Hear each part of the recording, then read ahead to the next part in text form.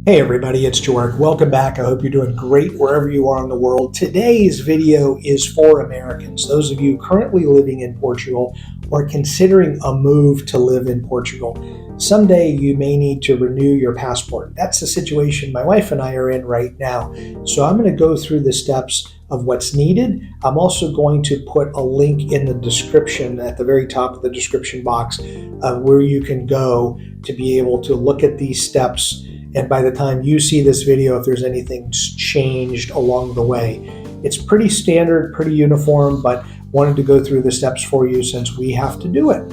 So let's get after it. The first thing you want to do is go to the government website. Here it is. And you're going to want to complete the DS82 application.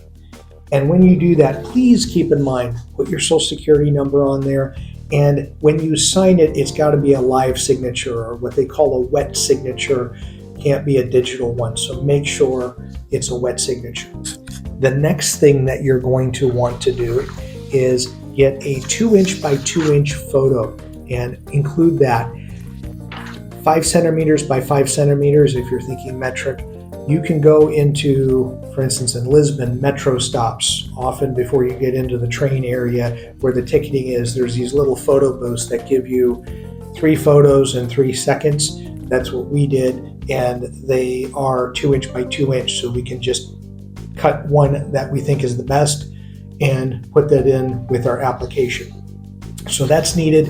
No glasses, so your passport photo has to be without glasses, without hat, of course. So that's the next thing. So you have the DS82 application, and then you have the photo. The next is passport. So the next thing that you're going to do is turn in your passport. Pretty simple. From there, you're also going to want to have, they require that you do a photocopy of the bio page. So the page that has your photo and your demographic information, you do have to include a photo of that in this packet. So the next thing you need to do after that is you need to pay. So the link on the website is pay.gov. And that's also in the address link. When you're doing this application, it'll direct you to pay. At the time of making this video, it's $130 to be able to do the renewal. And what you're going to want to do is you're going to want to print out the confirmation page. Once you paid for it, print it out, because that needs to be a part of this application so that they know that you have paid for the renewal. The next thing is you can get an envelope, and you're going to need a couple of them, from either CTT, the local post office, or there's a number of places that have these. It's called a C5 envelope. It's basically 6.5 inches by 9. I think it's technically 6.4 inches by 9 inches. But you're going to need 2 of them. One to mail everything out in, but then also you're going to need to do a self-addressed stamped envelope. So another one folded and put into your application packet. So that's what they're going to send the new passport back to you in. So as you're going and you're getting the C5 envelopes, again, 2, one to mail out and then one to mail back in. Also get stamps. At the making of this video, it's €2.50 to be able to put on that return envelope. You're going to actually want to place those stamps on the envelope so that they don't get lost. And that's what they're going to mail back by registered mail to you. Please note that as you're doing this, it's very important that you have all of the information in this packet and you don't miss out on any of the steps or forgetting to put something in, because your passport renewal could get stuck here in Portugal, somewhere in the US, based upon what you're doing. So it's best to make sure that you're double and triple checking everything that you have in this packet to begin with. And then the address, you'll mail the packet, out to the American Embassy here in Lisbon. So if you're in the continental Portugal or Madeira, you're going to be mailing it to the consulate in Lisbon. If you live in Joric, you're actually going to be mailing it and put the address here to Ponta Delgada. So that is a little bit unique depending on where you are in Portugal and where you're going to be sending that information to.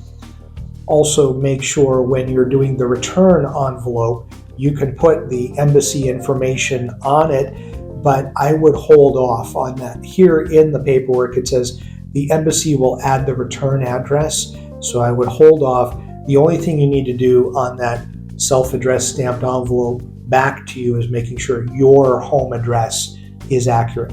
The embassy will put in their information in the top left side before they mail it out. But again, making sure that you're double checking and triple checking all of the documents. On the US website, on the consulate website here in Portugal, it says it takes about on an average of 6 weeks to get your passport back. Well, there's a couple of things that are, I'll say, disappointing. You can't do expedited passport renewal. So unfortunately, you can only do the regular, what I call the snail mail. So you can't pay a higher fee to get it back or have a quicker turnaround time. So right now, at the making of this video, there are a number of people that are even doing expedited and are waiting 3 to 4 months to get their expedited back. And I think in the US, you pay $190 for expedited versus $130. So we're crossing our fingers that when we turn this in, as you know, we like to travel often. So the sooner we get the passport back, the sooner we can travel. And I will say a couple of things here. So you can't do the expedited. Does it help if you know somebody at the embassy, or can you drop it off at the embassy? I had a response from someone at the embassy that said, please do not do that. Mail it the way the instructions are. That's how they want to receive it. They don't want to receive it in person, so mail it out. But the thing that I want to make sure that you realize is we thought that having our Portugal residence card, we could still we can get into Spain, we can drive into France, we can drive to different destinations. But for instance, we've tried recently, knowing that our passport was going to be expiring, to just use our resident card to get on a plane, and going to France, going to Germany, going to Italy, all of them would not accept the passport card as acceptable ID to board the plane. We needed to produce our passports. So that's something that I don't know how universal that is. It was my understanding having the Portugal residence card could allow you to get in and around the Schengen, and it could be used as a boarding pass or identification, but it doesn't sound like that's the case. So my advice to you is, if you are someone that likes to travel around, if you're running out of passport pages, or if you're out, or if you're coming close within 5-6 months of your passport expiring, I would start as soon as possible. Get this information in, turn it in, mail it out, so that way the clock starts ticking for getting your passport back.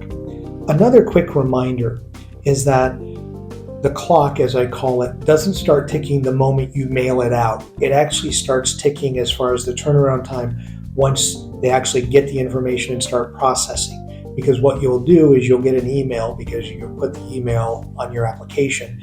You'll be able to log in and get updates on what's going on with your passport. So we're very hopeful that the passport does get turned around in the 6-week turnaround time that the embassy's saying, but we'll see. And I'll certainly let you know once we get it back what's going on and how long it took. But it's something that, living overseas, it's not a day-to-day thing you got to deal with, but it's something that you will eventually have to work through and have to do in order to get an updated passport. So I hope, again, this information is good for you and is a good, use of your time watching the video. Please check the description so that way you can see everything I just talked about by clicking the government link and go from there. As always, thank you for following me, taking the time to watch the videos. Enjoy your Sunday and enjoy your travels.